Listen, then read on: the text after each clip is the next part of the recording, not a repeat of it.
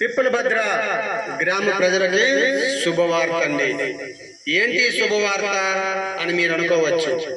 అవునండి, శుభవార్త.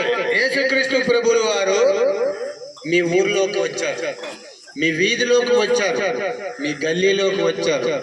ఎలా వచ్చారు అంటే సేవకుల ద్వారా వచ్చారు. సేవకుల ద్వారా వచ్చి కొన్ని మాటలు మీకు చెప్పడానికి దేవుడు ఆశపడుతున్నాడు.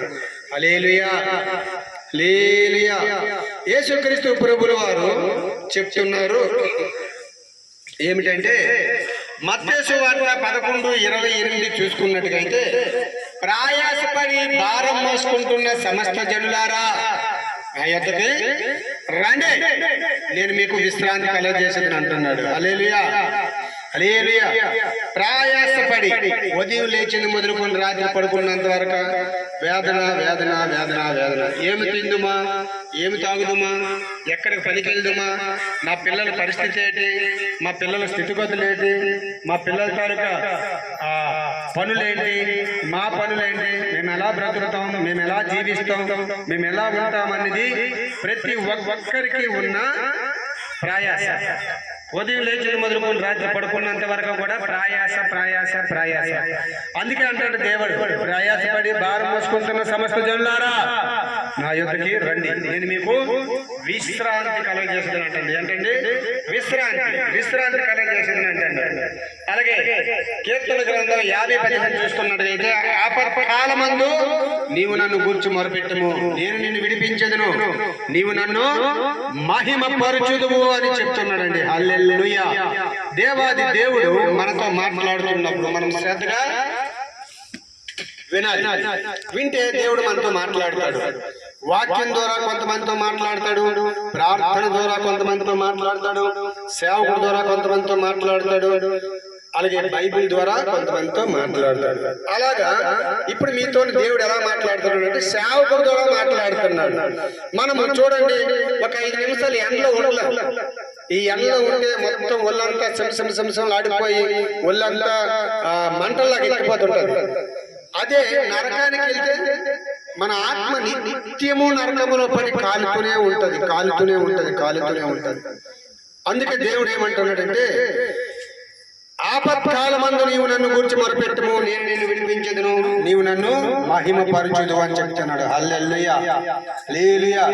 దేవాది దేవుడు ఈ రోజు మనతో మాట్లాడుతున్నాడు. ఏం మాట్లాడుతున్నాడంటే ప్రతి ఒక్కరితో కూడా మాట్లాడుతున్నాడండి. ఏమని మాట్లాడుతున్నాడు?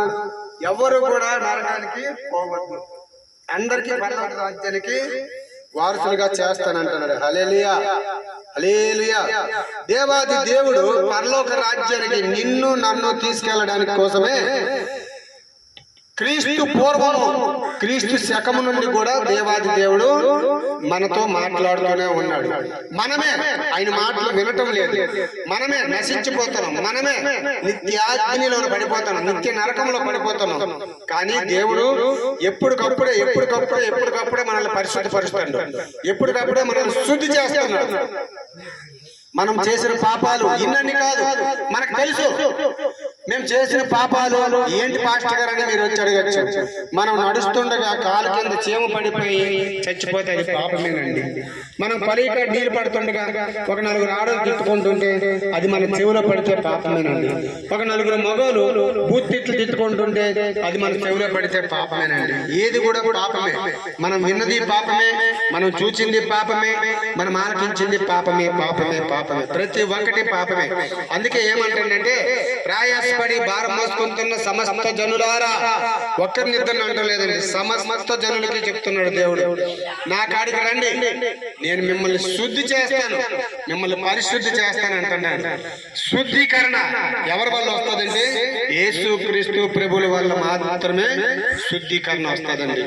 ఎందుకంటే ఆయనలో పాపము లేదు, ఆయనలో దోషం లేదు, ఆయనలో అన్యాయం లేదు, ఆయనలో అపక్రియలు లేవు, ఆయనలో ఎటువంటిది కూడా చూపించడానికి మన కాడ లేదండి. ఎందుకంటే ఆయన జీవమున దేవుడు, చనిపోయి సమాధిలో పెట్టబడి 3వ దినాన లేచి ఈ రోజు సజీవ లెక్కల్లో ఉన్నాడు. అలాంటి దేవుడు ఎక్కడైనా ఉన్నాడా? లేడు. లేడు. ఎందుకంటే నాకు